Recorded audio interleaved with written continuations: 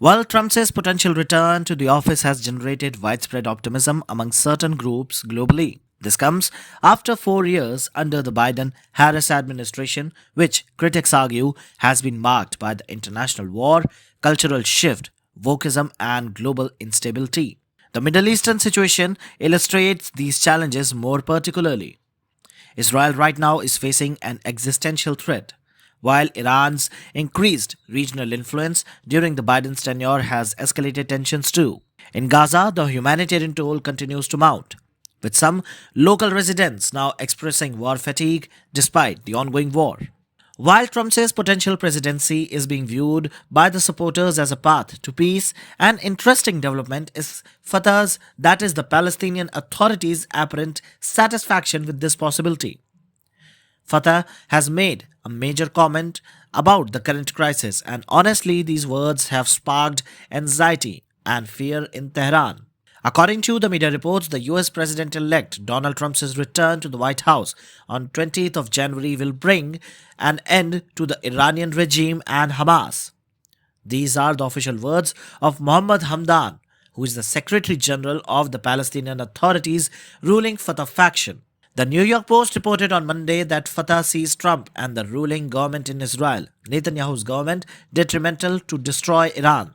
So, Hamas, the followers of the Gaza Strip, will have no other choice than to become Palestinian.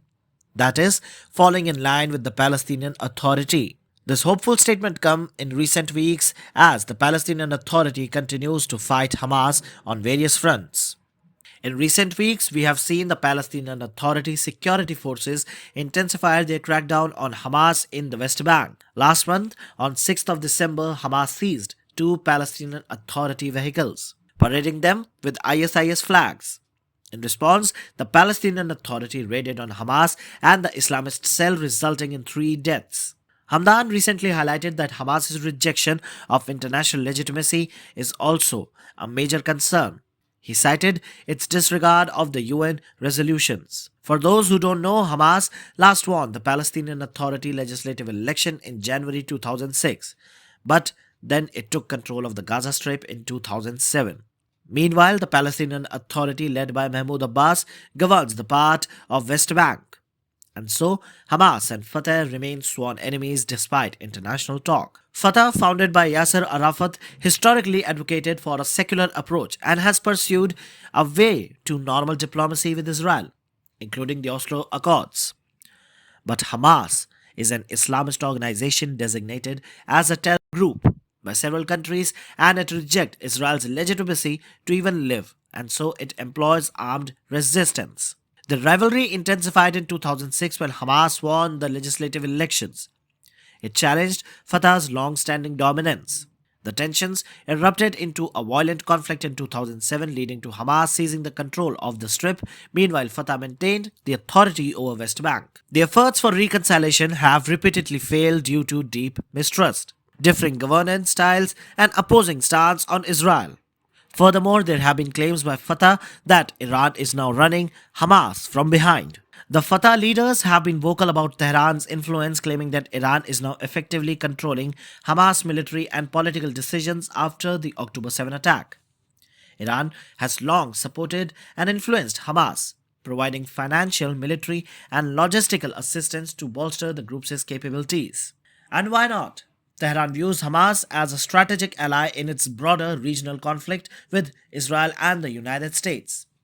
And so, Khamenei and his network have supplied Hamas with millions of dollars annually to fund the governance in Gaza and military operations, including the manufacturing of rocket and building the tunnels.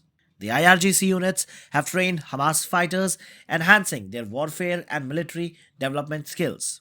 This partnership has now enabled Hamas to act as a proxy in Iran's strategy to challenge Israel.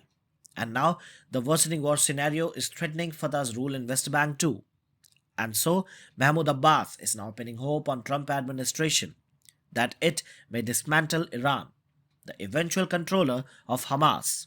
Trump was already evaluating the possibility of preemptive strike on Iran to stop the growing nuclear program. The Wall Street Journal reported in early December. So, can Trump actually dismantle Iran's influence and cut off Hamas's puppet strings? Well, the answer isn't that simple. Even with the historical hardline stance and reported plans for preemptive strike, taking on Iran's deeply entrenched nuclear and proxy network will be a massive undertaking. For Fatah, placing hopes on Trump might be a strategic gamble in these uncertain times, but the challenge is way too Herculean to deal with.